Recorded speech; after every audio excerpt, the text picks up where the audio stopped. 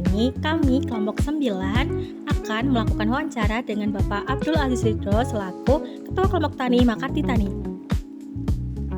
Sebelum ke wawancaranya, apa sih tujuan dari pembuatan video ini? Jadi, video ini dibuat untuk memenuhi syarat kelulusan praktikum mata kuliah pemberdayaan masyarakat. Dan video ini merupakan dokumentasi proses penyusunan program pemberdayaan masyarakat dalam konteks pembangunan pertanian. Berikut merupakan wawancara kami bersama Bapak Abdul Aziz Ridho.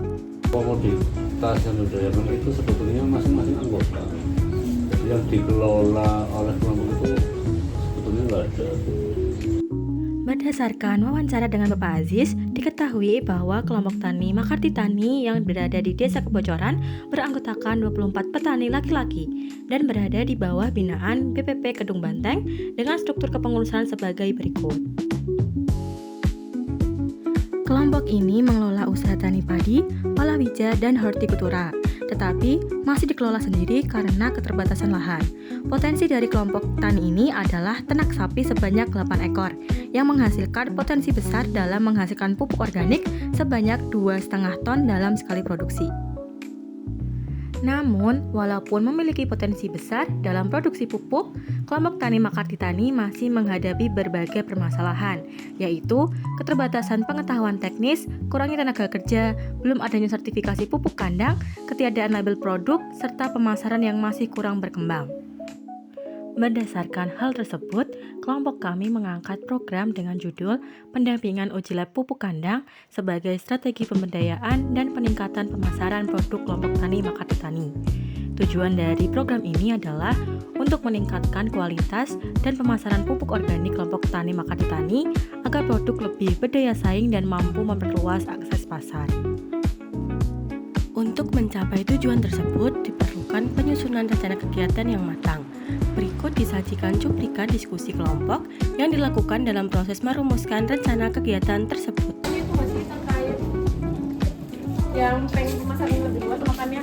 Iya. Label. Ini label. Iya, labelnya bapaknya tuh mau kalau misalnya label itu kayak udah teruji biar kayak kemasannya juga lebih luas.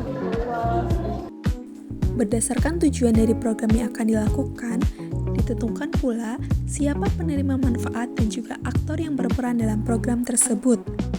Berdasarkan hasil diskusi, ditentukan kelompok tani Makarti Tani, yaitu sebagai penerima manfaat program. Pemerintah desa berperan sebagai aktor dalam pendukung kelembagaan dan juga fasilitas. Selain itu, ada akademisi yang berperan sebagai pendamping teknis dan edukatif.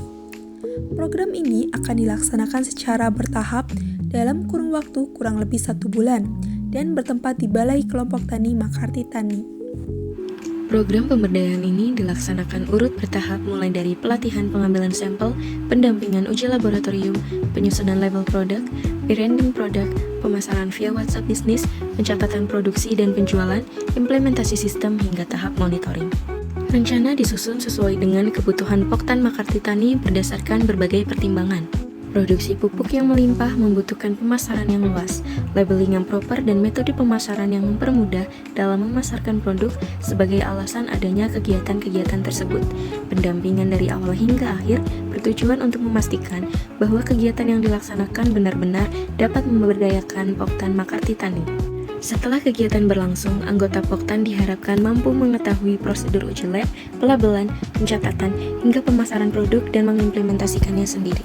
Pelaksanaan program ini tentu membutuhkan dukungan biaya. Berikut adalah rancangan anggaran yang telah disusun oleh kelompok kami. Biaya total anggaran keseluruhan mulai dari pelatihan pengambilan sampel pupuk hingga monitoring tahap kedua sebesar Rp8.245.000. Kemudian ada indikator keberhasilan, di mana indikator keberhasilan ini dibagi menjadi 3. Yang pertama ada indikator kapasitas dan pengetahuan, yaitu program memastikan peningkatan pengaruh teknis, di mana fokus awalnya adalah peningkatan kapasitas dan pengetahuan anggota kelompok tani yang ditargetkan mencapai minimal 30% bagi lebih dari 85% anggota.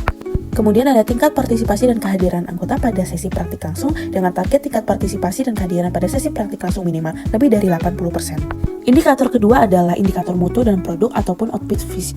Yang pertama ada persentase sampel pupuk organik yang memenuhi standar minimal uji lab, di mana target capaian ini adalah 100% karena dalam proses pengujian mutu tidak ada toleransi dalam kegagalan verifikasi. Kemudian produk memiliki identitas branding yang jelas dan memberikan informasi yang dibutuhkan konsumen dalam pembelian pupuk kandang dengan target capaian adalah lebih dari 85%. Lalu ada tingkat disiplin pencatatan produksi dan penjualan dengan target yang digunakan adalah lebih dari sama dengan 75%. Indikator selanjutnya adalah indikator pemasaran dan keberlanjutan.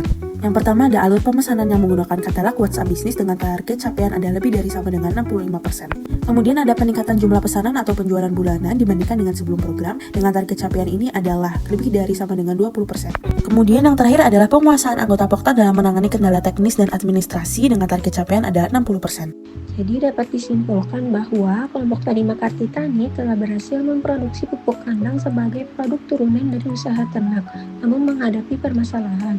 Yang paling utama adalah belum adanya uji laboratorium pupuk kandang serta strategi pemasaran yang masih sangat terbatas. Oleh karena itu, dirancang sebuah program pemberdayaan yang berfokus pada pendampingan uji laboratorium dengan tujuan untuk meningkatkan kualitas produk agar memenuhi standar dan adopsi WhatsApp bisnis untuk menjangkau pasar yang lebih luas secara berkelanjutan. Rancangan program yang kami buat telah dipresentasikan dalam kelas dan mendapat tanggapan yang positif karena disusun berdasarkan masalah yang dialami penerima manfaat serta memanfaatkan potensi yang ada. Penyusunan program ini membuat kami belajar untuk merancang kegiatan yang aplikatif dan memberi manfaat bagi penerimanya.